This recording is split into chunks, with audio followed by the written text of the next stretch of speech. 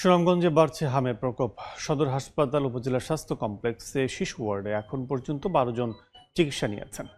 36 জনের নমুনা ঢাকায় পাঠানো হয়েছে। এই মুহূর্তে সদর হাসপাতালে আছেন সহকর্মী হিমাদ্রি শেখর ভদ্র। সরাসরি যাচ্ছে তার কাছে।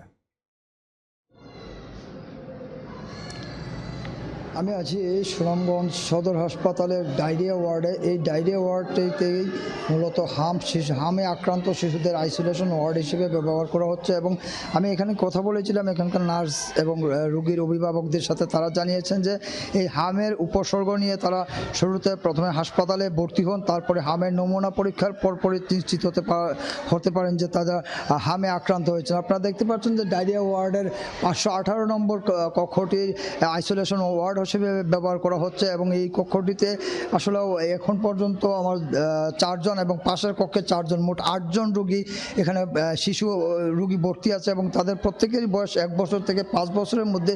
আমরা যদি বলি যে সুনামগঞ্জ সদর উপজেলায় এই সদর হাসপাতালে এই মুহূর্তে 8 জন এবং জগন্নাথপুর হাসপাতালে 8 জন সহ মোট 25 থেকে 30 জন রোগী সারা জেলার বিভিন্ন উপজেলা স্বাস্থ্য কমপ্লেক্স এবং হাসপাতালে ভর্তি আছেন। এবং এই রোগীদের মধ্যে সবচেয়ে জটিল যারা, অর্থাৎ যাদের জটিলতা বেশি, অর্থাৎ শ্বাসকষ্টজনিত বা অন্যান্য জটিলতা বেশি, সেই জটিল রোগীদেরকে ট্রান্সফার করে দেওয়া হয় সিলেট শামসুদ্দিন মেডিকেল কলেজ শামসুদ্দিন হাসপাতালে।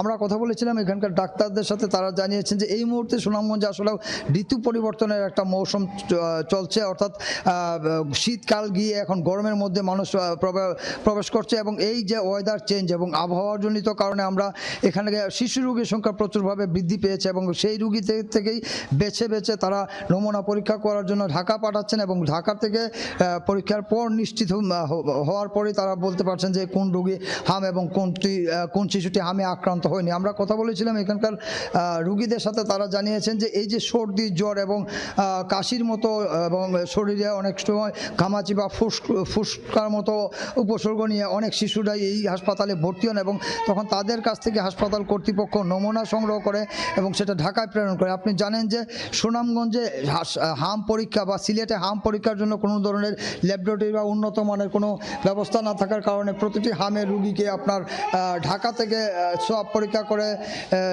হামের রুগী নিশ্চিত করতে হয়। এবং আমরা কথা বলেছিলাম সিভিল সার্জনের সাথে। তিনি জানিয়েছেন যে এই মুহূর্তে সুনামগঞ্জের জেলার যে হাম পরিস্থিতি অনেকটা নিয়ন্ত্রণে রয়েছে এবং তারা অচিরেই টিকাদান কর্মসূচি শুরু করবেন। তো এখন পর্যন্ত সেটা নিয়ন্ত্রণের বাইরে যায়নি। তো এই ছিল সুনামগঞ্জের সদর হাসপাতাল থেকে হামের আক্রান্ত শিশুদের সবশেষ খবর। হামের প্রাদুর্ভাবের খবর জানতে এতক্ষণ সরাসরি ছিলাম সুনামগঞ্জ সদরে।